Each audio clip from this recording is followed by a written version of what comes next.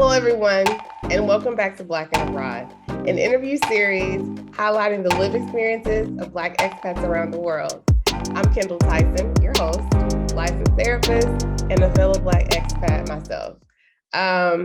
So we have a great episode in store for you today. It is a bit of a deviation from the previous 13 episodes in season 1.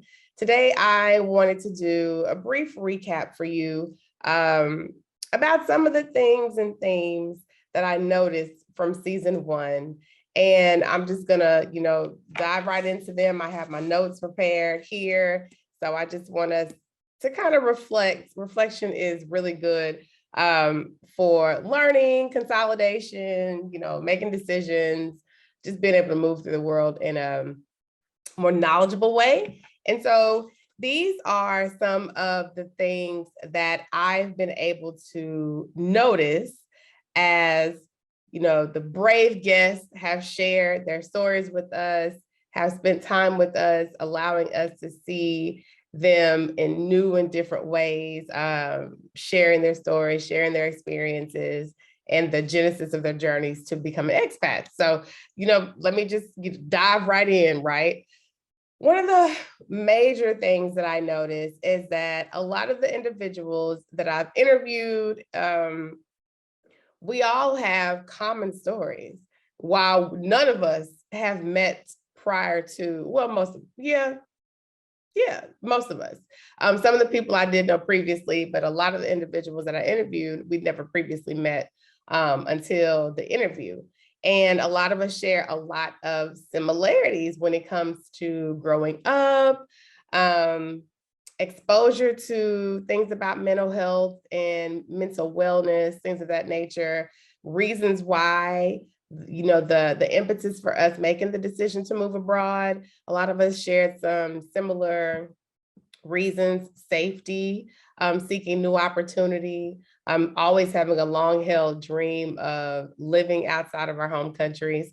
So I would definitely venture to say that, again, there's so much more that we have in common than that separates us. So one of the main reasons for doing Black and Abroad was to highlight the fact that we have so many lived similarities, and that if we just link and share, I think that this is a great platform, a great opportunity for exponential growth of, Black people of the diaspora being able to live out their dreams, change their lives, change the lives of other people, just by, taking a leap of faith, taking a risk, and doing something different, living outside your country, whether it be permanently or temporarily, right? So I would say that the second thing that I noticed was that taking the opportunity to share our stories provides other people in the world a blueprint for what it looks like to seek their own healing, what it looks like to take charge of their lives, what it looks like to be the one in their family to begin to do things differently, right? To be more empowered to shift the trajectory of their story. And so this takes me into the next one. So I'll just, link them together. This is a form of representation. We know this might sound trite to some, but it's very true. Representation matters. It's very difficult to envision yourself being and doing a thing when there's a lack of representation of individuals that have taken this step, taken the leap, forged the path. And I think that one of the good things about Black and Abroad is that this is a very accessible medium for people to see that we all, again, have very similar lives. And if one individual was able to make this change or do this thing for themselves, other people can too. It's funny, I was having a conversation with my sister the other day. Happy birthday, sissy. I want to make sure to give you a shout out today on May 1st. But I was talking to her the other day, and my sister has traveled all over the world. She's a retired, athlete, track star, things of that nature. And one thing she said to me, she was, just like, I didn't know that there were so many Black people in so many different places. And she's been to several different places in the world, right? Running and connecting with people. So for someone that has exposure to different cultures and different people, to now get to see, through watching this show and being exposed to this community, that there are scores of us all over the world. I was about to say country and then I have to remember I live in a different country. So all over the world, I can only imagine, how other people's eyes will be opened, how they will be able to engage in opportunities to give themselves this gift of the expat life. It's not for everyone. I would never say that it's not something to be glamorized. I think you have to be really intentional to make this decision. But I'll say for myself specifically, it has been one of the best decisions that I have made. And I'm grateful, to God for the opportunity to live in this space, but it has definitely been one of the more challenging experiences that I've had as well. So, albeit the positive outweigh the negatives, it's not without its trials, its tribulations, growth opportunities, and difficulties, right? So, yes, we're providing a blueprint for others to follow and to perfect. So, and before I move forward, well, no, I'm gonna keep going. So one of the things I also noticed is that every last individual that has chosen this path, they have empowered themselves. They have empowered themselves to choose their own peace, to choose what safety looks like for them, to choose their own happiness, to choose a different professional path, and to choose their health, be that physical or, psychological health. They have empowered themselves to do these things just by making the decision, just by, choosing to do something different. They have given themselves permission, to do what is best for them, to set that boundary of, I want to move in a space that is going to allow me to self-actualize in the way that I see fit. And there's nothing wrong with that, right? I'm so excited just as I sit and talk about it, thinking of the different conversations that I've had on camera and off camera. I just have this tingly sensation under my skin when I think about the level of empowerment that we've been able to provide ourselves by choosing to live an expat life, either permanently or temporarily. And, it's given ourselves a kind of power that maybe we were unable to exercise living in the United States or wherever our home countries are. And just being able to choose something different for yourself and execute it, there's just a different level, like I've said in many of these conversations, of liberation found in that decision. So again, as I've said before, I commend everybody for taking this journey. And I have to congratulate myself too for doing this work as well. One of the things I noticed, I follow, I think, all the people that I've interviewed and a lot more people that I'm connected to in the Black expat community. One of the things that I noticed, honestly, in everyone's story that they share is that they have connected to their chosen family, an external community, source of support, outside of, the family that they were born into or the friends that they've chosen throughout their life. But as expats, one of the terms that I use a lot is your chosen family. And every individual that I've interviewed has some sort of external community that they've adopted or that they're now a part of, right? And so what that tells me is that as people in this particular, realm of living, is that we thrive in safe and supportive communities with other like-minded individuals. And I think that helps to grow our lives exponentially. And again, provide the blueprint for other people to follow when it comes to what does it look like to live an expat life at whatever stage of life that you're in. be that a gap year, be that, in your 40s like me, or someone that is later in life in their golden years, choosing to live life on their own terms, or with the family. There's so many families that have chosen to live abroad, raise their children globally, which I think is amazing. We thrive in these collaborative spaces that we choose to invite individuals into our lives that help to enrich our lives, and vice versa. And in that same vein, I really realized through these conversations that for us, collaboration is key. It's key for not only ourselves, but other people to seek liberation and to find liberation. Not one person that I know of that I've interviewed or connected with has been able to engage in this journey in a solo fashion. They've either connected to someone else that has put them on, or connected them to another person, or given them a source of information, or pointed them in a direction. And this is when I want to publicize, which I will do from here on out. Char Windsor, hey friend, in Portugal, she has an amazing app. It's called Expat. Please download it on your app stores. It is a thriving community of expats all over the world for, Black people to connect, share information, share our experiences and our stories. I've been able to gratefully connect with lots of individuals through the app that have appeared on the show and that will appear on the second season in July, and hopefully more seasons to come.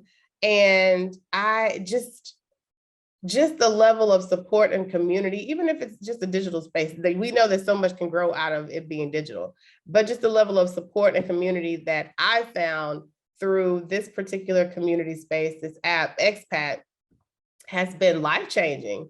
And everyone has such rich and different experiences, varied experiences, that we all, again, help to edify one another. Each of us has a way to help collaborate and share, someone else's story. And I think I'm grateful to Char. Her episode was, I love all of them. Let me just say that, but hers is one of my favorite.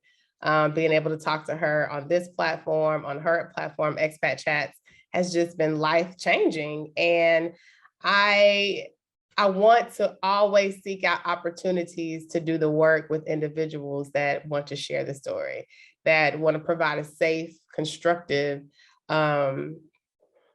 healing platform, right? For us to be able to share our story, share our community, invite others in. And that's definitely what Char's Expat app and connecting with her has been able to provide for lots of different people. And in the same vein, that's what Black and Abroad is about, right? Positive spaces. And we are the change that we've been seeking. We've heeded the call to do something different. And it's, again, not for everyone. This life is not for everyone. But to know that you want something different and to put that into motion, into action, is just, again, another level of freedom.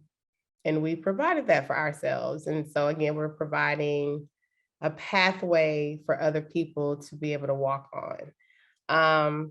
I'll say this, and I'm almost done with my takeaways. Y'all know I have to talk about mental health now, because everything that we've talked about has a through line of mental health, mental wellness. It's very difficult to do these things without being in a good psychological space, because you will be challenged psychologically on this journey. But there's something that everybody has within them to be able to rise to the occasion, get through whatever, challenging situation that they're facing. Right now in China, there's so much going on when it comes to COVID, but it's in no way comparable to what my friends and family are experiencing in the US or other parts of the world.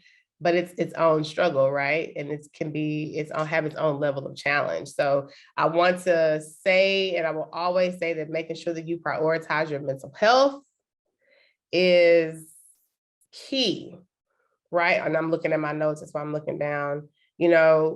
This show specifically, Black and Abroad, was created in order to provide expats a platform to demystify the stigma, the myth of mental illness, and to promote the importance of prioritizing your mental health as Black people living in the world, right? Our challenges are different than others.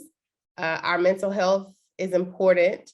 And again, one of the common things that I noticed in every interview was growing up, we didn't have conversations about mental health. What is that? Girl, whatever. We didn't necessarily have the access or the information or the verbiage to describe and articulate the experiences that we were having. It doesn't deny that we may have had challenges, but we weren't provided with the apparatus to be able to work through those things. But now that we have the resources, the access, the opportunities, this platform, again, is always going to serve as a constructive and healing way to share these stories. For someone to see their situation through the eyes of another individual. And if that person has experienced something similar or the same, and they've been able to grow and heal, then I know that I can too. So your mental health is the tie that binds it all together, right? It's the thing that's going to allow you to live a healthier life, to be happy when you reach these peaks of your career, and to be able to reflect on just the growth that you've experienced through, making these choices and decisions for yourself. So make it, and this is May 1st. The beginning of Mental Health Awareness Month. I will be sharing more information on my YouTube channel, Aspire Counseling and Wellness Center, and on my Instagram at Aspire_Counseling Well. That's my professional page. And you can also follow me and subscribe at my website, aspirecounselingwell.com, where, I share a bi-monthly newsletter and things of that nature. I just think that information is key. Being consistent is key. Accurate information is key in our stories as Black people.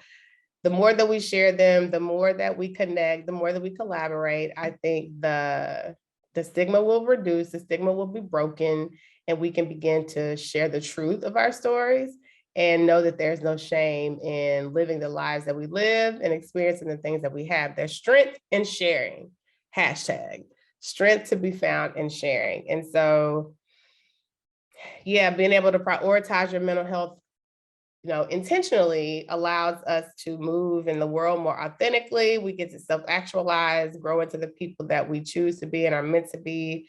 We get to live a bit more freely, and we just get to live more honestly and hopefully happily. And I think that most people want that, right? So I'll end by saying this: the way that we grow is by supporting one another. People often talk about other communities, how they support each other in their endeavors. And I want that for the Black community, the Black diaspora worldwide, more than anything. So I'm seeking your support in helping me spread the message of Black and Abroad, while we get to share with the world the genesis of our journeys as expats. Most importantly, how our mental health has been impacted through this life decision, how we've grown psychologically and mentally, how we live mentally well, how we work through mental challenges that everybody experiences, whether they want to admit it or not. There's nothing wrong with anyone if you are undergoing, experiencing, or have experienced a mental health situation. As a professional myself, I have, right? I live with anxiety daily, and it's just the piece of the puzzle of who Kendall is, not the thing that defines me. And so I want to give you that understanding that sharing is caring, right? And again, the stigma dies when we share. And so for Mental Health Awareness Month, this platform, is specifically made for that. And I also wanted to share that in July, I will air season 2 of Black and Abroad.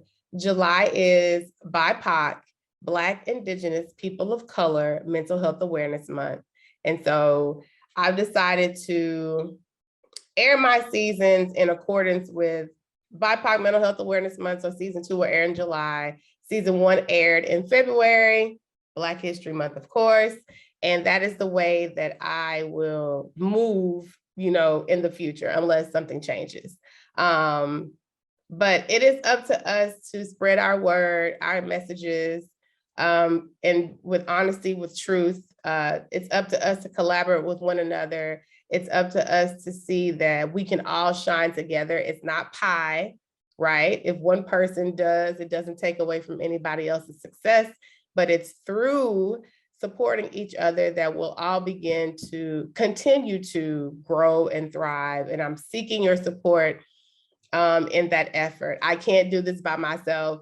I am so grateful for the individuals that have come, that have shared their stories for season 1. I am beyond grateful for the individuals that have already started taping for season 2.